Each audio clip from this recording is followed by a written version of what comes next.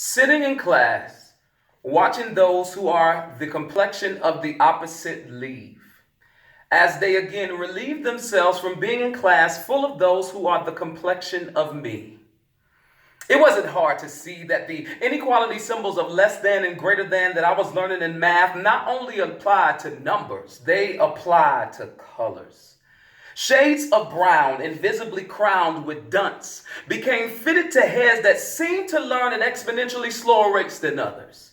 Though we were an integrated school, the gifted segregated themselves through the white flight of Jim Crow's wings, enacting their civil rights of separate but equal PLCs that excluded NAACPs because this was the norm. Until one young white lady who taught Algebra 1 in 8th grade gave two black boys a math test that went against the pedagogy of low expectations. She saw in us the same desire to learn. It was just wrapped in brown skin that identified as black. She chose to see color because she recognized that everyone that was in her advanced math classes were white. She chose to rescue us from a curriculum that handed out 6 degrees of separation. Southern, poor, black, male, non-gifted, therefore unlikely. She changed Chester and my life. It wasn't as if I didn't believe I could do it. She believed I could.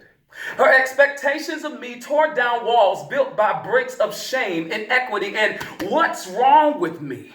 Her expectations of me exposed me to a land of possibilities found only in books where fairy tales exist and those that were asleep were awakened by a kiss. She became a Peter Pan to 2 lost boys, giving us access to Neverland.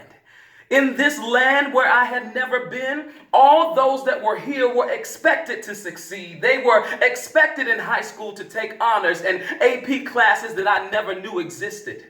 One of the proudest moments of my life was walking down my high school hallway during freshman orientation with my mom, when a welcoming tone of normalcy reached out to me like a slick arm stretch at the movies and said, "Hi, I'm your freshman English 9 teacher."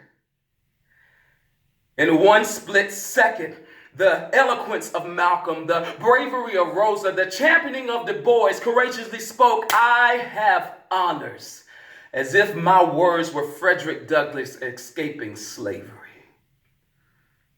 After being on this earth for 14 years, it was in that English honors class that I first learned about the Holocaust through our summer reading book, Night by Elie Wiesel.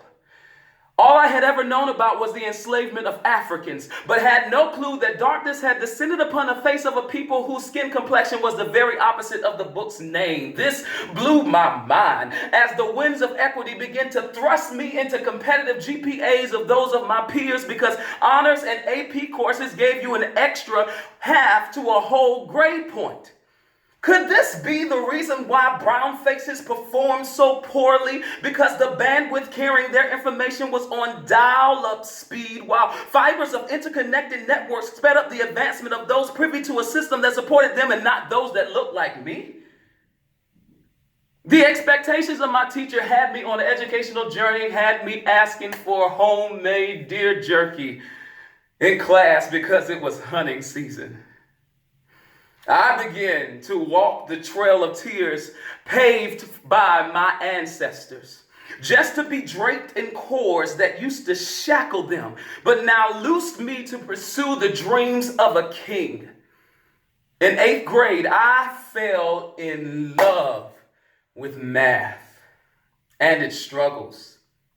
And 20 years later, I find myself teaching in the same grade and subject where one teacher's expectations of me changed the course of my life.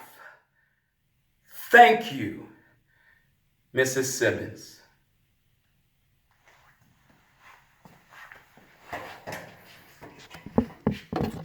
This is what expectation looks like.